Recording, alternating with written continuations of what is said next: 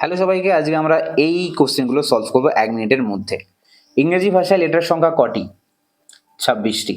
26টি লেটারকে একত্রে কি বলে? একত্রে মানে একসঙ্গে কি বলে? এটা হবে অ্যালফাবেট।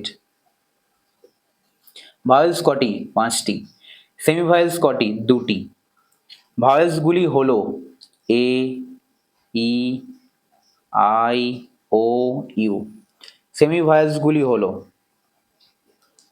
Y, W.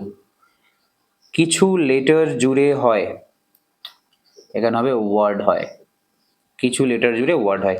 কিছু ওয়ার্ড জুড়ে কি হয়? কিছু ওয়ার্ড জুড়ে হচ্ছে সেন্টেন্স হয়।